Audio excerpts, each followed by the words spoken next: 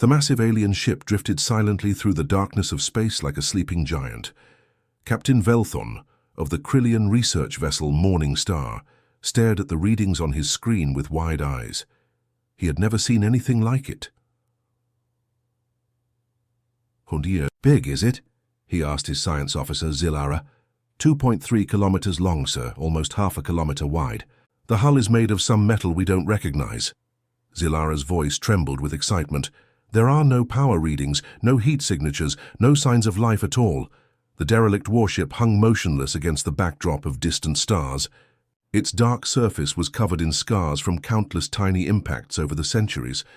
Strange symbols were carved into the hull, markings that looked like some kind of writing, but unlike any language in their databases, Dr. Nexara, the team's lead archaeologist, pressed her face against the viewing port. "Look at those weapon mounts," she whispered. "They're huge. Whatever built this ship knew how to fight." Captain Velthon frowned. "The question is, where are they now? This sector has been empty for over 300 years. The Galactic Council marked it as a dead zone after the Great Silence. The Great Silence was what historians called the mysterious disappearance of several advanced civilizations centuries ago. Entire star systems had gone quiet overnight. No distress calls, no explanations, just silence. "Sir," called Communications Officer Toxavan from his station, "I'm picking up very faint energy readings from inside the ship. Could be old emergency, power or backup systems." Dr. Nexara turned from the viewing port, her eyes bright with curiosity. "We have to board it, Captain. This could be the greatest archaeological discovery in galactic history. A perfectly preserved warship from a lost civilization. Preserved maybe, but is it safe?" Velthon studied the massive vessel. Even dead, it looked dangerous. The ship's design was brutal and efficient. Thick armor plating, redundant systems, and weapon ports that could probably destroy their research ship with a single shot. "The scans show no active weapons, no shields, no life support running," Zilara reported. "Whatever civilization built this is long gone." Velthon made his decision. "Prepare a boarding party. Full archaeological team, but bring security as well. Something that size wasn't built for peace." As the Morning Star moved closer to the derelict, more details became visible. The ship's hull was covered in what looked like battle damage. Scorch, marks from energy weapons, gouges from projectiles, areas where armor plating had been replaced with slightly different metal. "This ship saw combat," observed Security Chief Corvin. "A lot of it, which makes it even more valuable," Dr. Nexara replied. "Military vessels often have the best records, the most advanced technology. If we can access their computers, we could learn everything about them," Zilara finished. "Their history, their culture, their technology." The boarding shuttle's swift current detached from the Morning Star and approached the derelict's main docking bay. The massive doors had been left open, as if the ship's crew had expected someone to return. Inside the docking bay, their lights revealed rows of smaller craft, fighters and shuttles, all secured in their berths. Everything was covered in a fine layer of space dust, but otherwise perfectly preserved in the vacuum. "Incredible," breathed Dr. Nexara as they moved through the bay. "It's like they just left." The corridors beyond were sized for beings about 2 meters tall, roughly the same height as most galactic species. But the architecture was different. Everything was built with military efficiency in mind. No decoration, no art, just function. Emergency lighting flickered on as they passed, triggered by motion sensors that still worked after centuries of neglect. The lights revealed walls lined with symbols and markings that their translation computers couldn't decode. "Look at this," called Specialist Tixara from ahead. She was examining what looked like a crew quarters. Personal belongings, clothing, even food containers, but everything is designed for those 2-meter bipeds. They found mess halls that could feed thousands, sleeping quarters stacked in efficient rows, and training facilities that spoke of a warrior culture. But it was the armory that truly impressed them. "These weapons," whispered Security Chief Koravan, examining a rack of strange rifles. "The power cells are dead, but the design, they're centuries ahead of our current technology." As they ventured deeper into the ship, they began to piece together clues about its builders. The beings were clearly humanoid, roughly the same size as most galactic species. They were advanced, militaristic, and had vanished completely. "Sir," called Tixara from the ship's computer core, "I'm reading massive data storage here. If we can access it, do it," ordered Dr. Nexara. "Carefully." As Tixara began connecting her equipment to the alien systems, none of them noticed the subtle change in the ship's energy readings. Deep in the vessel's heart, systems that had slept for 3 centuries began to stir. The dead ship was about to wake up. The boarding team moved deeper into the massive warship, their footsteps echoing through corridors that had been silent for centuries. Lieutenant Corvan led the way, his weapon ready, while Dr. Nexara followed close behind with her scanning equipment beeping softly. "The air is still breathable," reported Medical Officer Yiltan, checking her readings. "Whatever atmosphere system they used, it's still working at minimum levels." The emergency lights continued to flicker on as they passed, casting strange shadows on the metal walls. The symbols carved into every surface seemed to watch them like ancient eyes. "These markings are everywhere," muttered Dr. Nexara, running her scanner along the wall. "On doors, control panels, even the floor. It's like they marked their territory." "Specialist." Tixara stopped at a large blast door marked with red symbols. "This door is 3 times thicker than anything we use on our ships. What were they so afraid of?" "Maybe they weren't afraid," suggested Corvan grimly. "Maybe they were just very good at war." They found the first major room beyond the blast door, a command center filled with dark screens and control stations. In the center sat a chair that looked more like a throne, facing a massive viewing screen that could display the entire space around the ship. "Look at all these weapon controls," whispered communications specialist Haxrin, examining a station, covered in targeting displays. "This single ship could probably destroy an entire fleet." Dr. Nexara was more interested in a smaller room off to the side. Her scanner was going crazy as they approached another sealed door, this one marked with even more warning symbols. "There's something behind here," she said excitedly. "Strong energy readings, but very faint, like something sleeping." "Could be their main computer," suggested Engineer Polrak, studying the door's locking mechanism. "If we could access their databases, we might learn everything about them." The team worked carefully to open the sealed door. Inside, they found a room filled with strange crystalline structures and humming machinery. Banks of what looked like memory storage devices lined the walls, all connected to a central processing unit that pulsed with faint blue light. "It's beautiful," breathed Dr. Nexara, "and it's still active. After all these centuries, their computer is still running." Engineer Polrak connected his equipment to one of the access ports. "I'm getting data streams, lots of them. This system is massive. It could hold the entire history of their civilization." As they worked, other team members explored different sections of the ship. Security Chief Wexara found the ship's main weapon systems, energy cannons that could punch through a planet's crust and missile bays that could carry planet-killer warheads. "Captain Velthon," she reported over the communications link. "This isn't just a warship, it's a weapon of mass destruction. One ship like this could conquer entire solar systems." Medical Officer Yiltan made an equally disturbing discovery in what appeared to be the ship's medical bay. The surgical equipment here is designed for battlefield medicine. Emergency surgeries, trauma treatment, prosthetic replacements. These beings expected to take heavy casualties. "They were warriors," concluded Dr. Nexara, still working at the computer terminal. "Everything about this ship screams military. Culture, but where are they?" Engineer Polrak suddenly looked up from his equipment, his face pale. "Doctor, I'm getting something from the database. Fragments of text that my translator is trying to decode." On his small screen, words began to appear in their language. Sul, Earth, human, final evacuation, Proxima Station, the war. "Is lost, human," repeated Dr. Nexara, frowning. "I've never heard of that species." "Neither have I," admitted Polrak.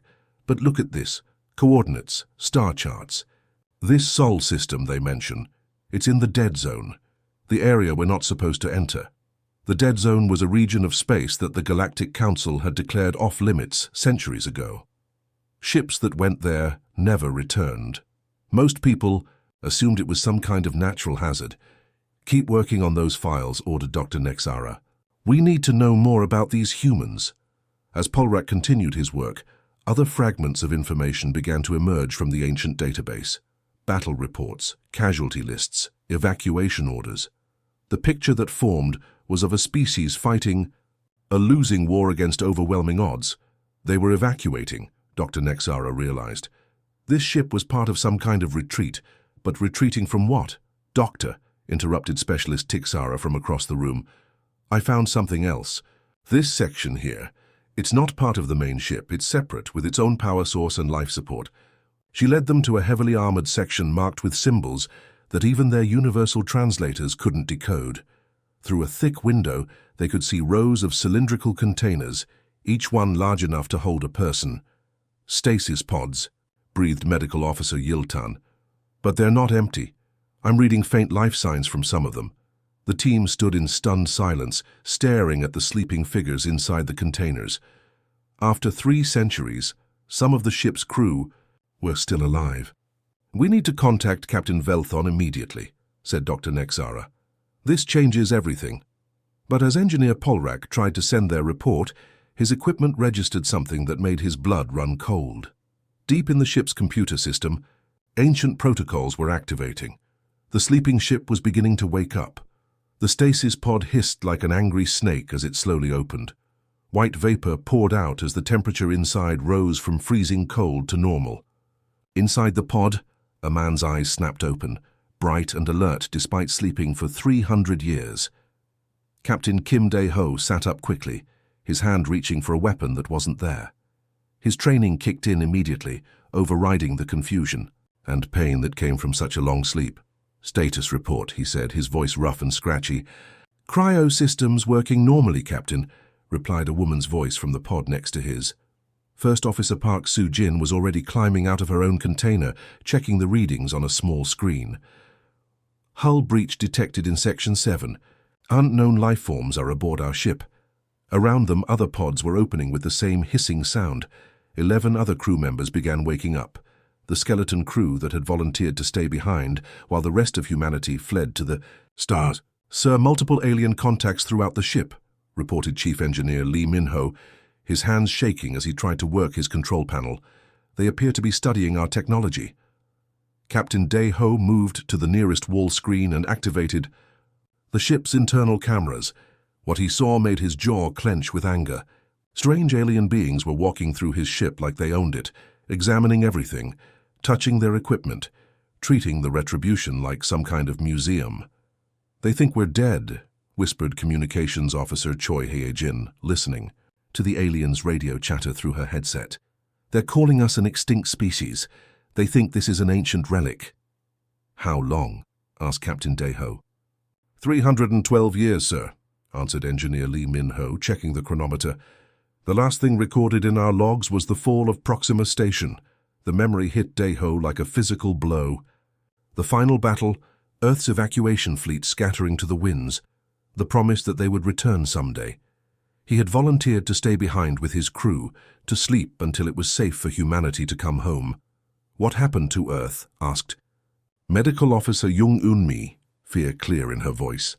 Through the ship's cameras, they watched the alien research team examining their weapons, their computers, their personal belongings.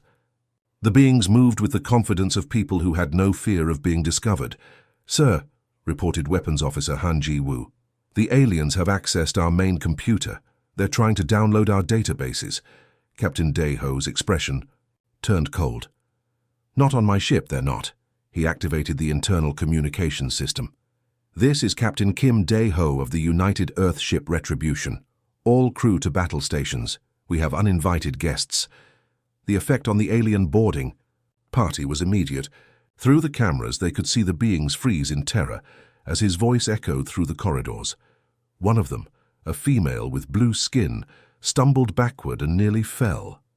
Impossible, she gasped in her own language, which the ship's computers automatically translated. The records say they're extinct. Captain Dae-ho smiled grimly. Computer, seal all internal doors, lock down all access to ship systems, and activate the jamming field. I don't want our guests calling for help. Throughout the ship, blast doors slammed shut with loud clangs. The alien research team found themselves trapped in different sections, cut off from each other, and from their own ship outside. "Please," came a frightened voice over the communication system. "We are scientists, not soldiers. We meant no harm." "That's what they all say," muttered First Officer Park Soo-jin, checking her sidearm. Captain Dae-ho opened a channel to the main research team. On the screen appeared the face of Dr. Nexara, her eyes wide with shock and fear. "You're supposed to be dead," she whispered. "Reports of our death have been greatly exaggerated," replied Captain Dae-ho. "Now you're going to answer some questions for me. What happened to Earth? Where are my people?" The interrogation that followed revealed truths that chilled the human crew to the bone. After Earth's evacuation, a coalition of alien species called the Hegemony had declared humanity extinct and divided up human space among themselves. The former human colonies were now ruled by the very species that had driven them away. "You built your government on our graves," snarled Park Soo-jin. "We didn't know," pleaded Dr. Nexara. "The record said you disappeared during the Great Silence. We thought you were just another extinct civilization." "The Great Silence," repeated Captain Dae-ho thoughtfully. "Is that what you call our evacuation?" One of the alien security officers tried to activate an emergency beacon, but Engineer Lee Min-ho had already blocked all communications from the ship. "Sir, they're trying to call for help," reported Communications Officer Choi Hee-jin. "Let them try," said Captain Dae-ho. "It won't matter." He turned to his weapons officer. "Han Ji-woo, power up the quantum communicator array." "Sir?" Han Ji-woo looked confused. "That system has been offline for centuries." "Not offline. Sleeping. Just like us." Captain Dae-ho's smile was cold and dangerous. "Time to wake up the rest of humanity." As the ancient quantum array came online, signals began reaching across the galaxy to hidden bases and scattered fleets. Humanity's exile was about to end. Dr. Nexara stared at the human captain on the screen, her hands trembling. The being before her looked exactly like the extinct species from the old galactic archives, but those records clearly stated that humans had vanished 3 centuries ago during the Great Silence. "You cannot be real," she whispered. "Humans are extinct, everyone knows this." Captain Dae-ho's laugh was cold and bitter. "Do I look extinct to you? Now sit down and tell me what happened after we left." The interrogation room where the aliens were being held was stark and functional, just like everything else on the human warship. Security Chief Kim Tae-jun stood guard while Captain Dae-ho questioned the research team one by one. "After the Great Silence, your territories became empty," explained Dr. Nexara, trying to keep her voice steady. "No ships, no signals, no signs. So of life. The Galactic Council waited 50 years before declaring your species extinct. And then," pressed First Officer Park Soo-jin, "the Hegemony was formed, a coalition of species that took over the former human colonies. They said it was to prevent chaos, to maintain order in the abandoned systems." Captain Dae-ho's jaw tightened. "Which species?" "The Krillians, the Zephyrians, the Veltari Empire," listed Dr. Nexara. "Almost every major power in the galaxy joined together." The human crew exchanged dark looks.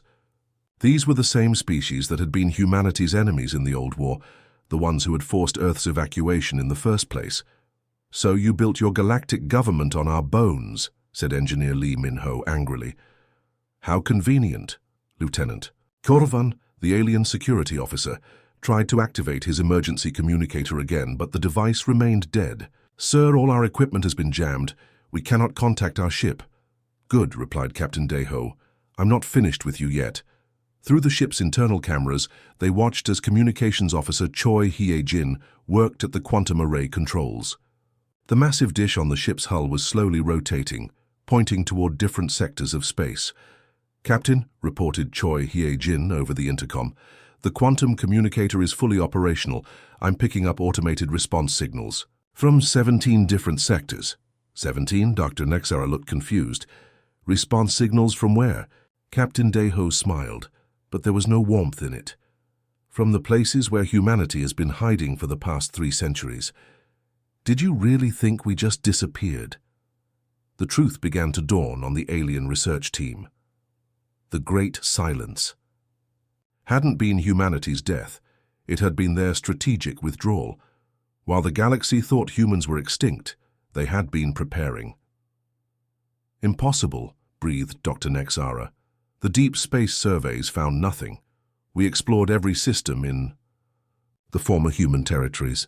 You explored the systems we wanted you to explore, corrected First Officer Park Soo-jin. The ones we left behind as decoys. You never found our real colonies.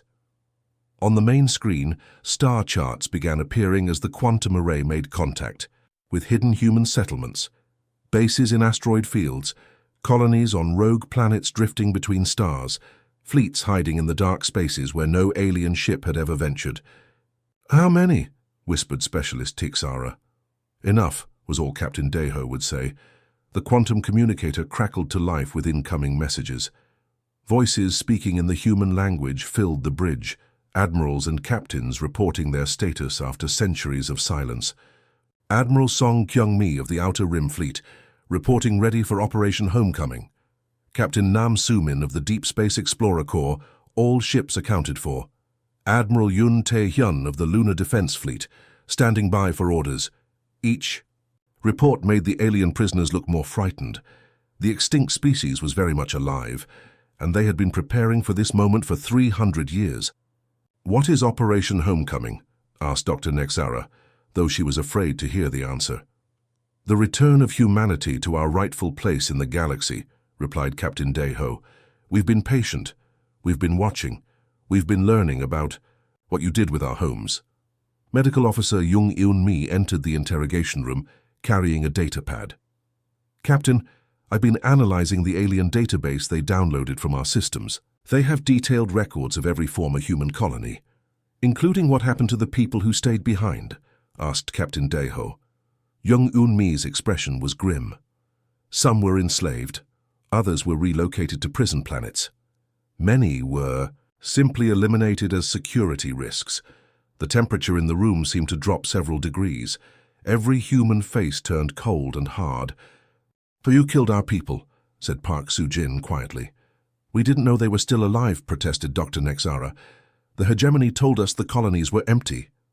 "The hegemony lied," replied Captain Deho, "just like they lied about us being extinct." "Lieutenant, Corvin made one last desperate attempt to activate his communicator.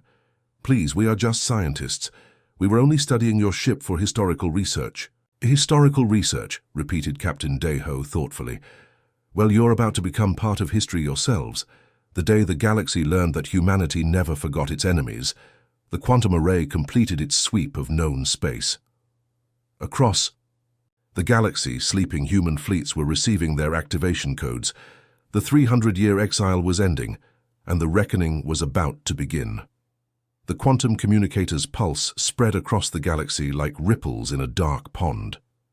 On hidden bases and camouflage ships scattered throughout space, ancient systems came to life with the activation signal they had waited 3 centuries to receive. Admiral Song Kyung-mi stood on the bridge of the massive dreadnought New Busan, flagship of humanity's Outer Rim Fleet. The ship had been hiding in the shadow of a dead star, invisible to alien sensors for over 200 years. "All ships, prepare for immediate jump to hyperspace," she commanded. "Operation Homecoming is now active. We're going home." Around her, 200 warships began powering up their engines. These weren't the same vessels that had fled Earth centuries ago. They had been upgraded, improved, and redesigned by generations of humans who remembered what had been taken from them. Back on the Retribution, Captain Deho watched the alien research team's growing terror as they realized what they had awakened. Dr. Nexara sat in the corner, her blue skin pale with fear. "You don't understand," she pleaded. "The hegemony has thousands of ships, entire fleets protecting every major system. You cannot fight all of us." "We're not going to fight all of you," replied First Officer Park Soo-jin coldly. "We're going to defeat all of you. There's a difference." Through the ship's quantum array, reports continued pouring in from across the galaxy. Admiral Yun Tae-hyun's Lunar Defense Fleet was emerging from the asteroid fields where they had hidden for centuries. Captain Nam Soo-min's Explorer Corps was turning their long-range ships toward home from the galaxy's outer edge. "Captain," reported Communications Officer Choi Hye-jin, "I'm receiving confirmation from 63 separate fleet commanders. Total ship count is approaching 4,000 vessels."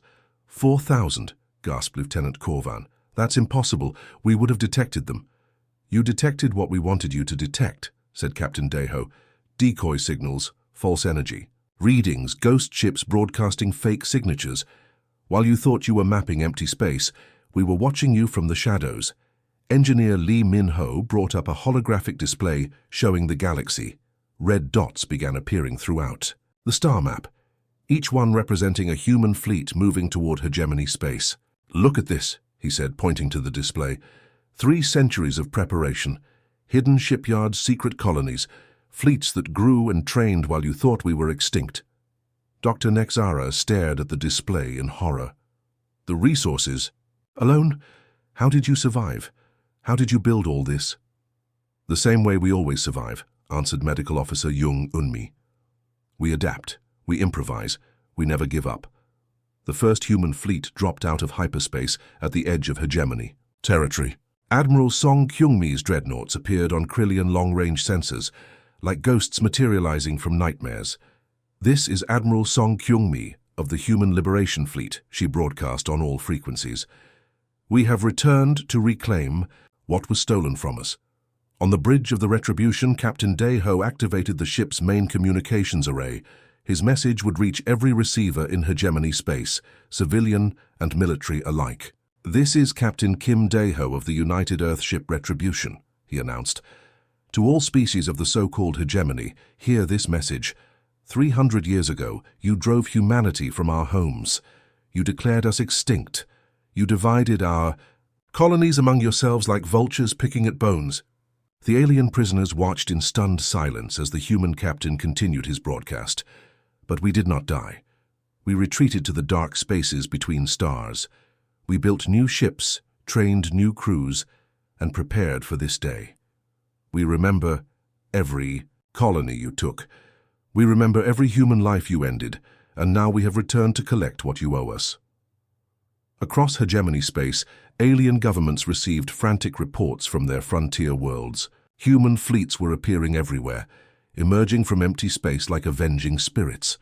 Please, whispered Dr. Nexara, there must be some way to prevent this war, some way to negotiate. Captain Deho looked at her with eyes as cold as the void between stars. You had 3 centuries to negotiate. Instead, you built your civilization on our graves and called it peace. The Retribution's engines roared to life for the first time in 300 years. The massive warship shuddered as power flowed through. Systems that had been sleeping since the evacuation of Earth. Sir, reported Weapons Officer Han Ji-woo, all weapon systems are online. Main guns charged and ready. Good, replied Captain Deho. Signal the fleet. Begin Phase 1 of Operation Homecoming. Around them, space began to shimmer as more human ships dropped out of faster-than-light travel. Sleek destroyers, massive, battleships and carriers filled with fighters, all bearing the scars and improvements of centuries spent preparing for revenge.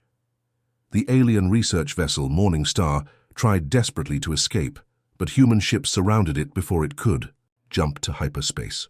This is your fault, Lieutenant Korvan accused Dr. Nexara. You had to board that cursed ship. You had to wake them up.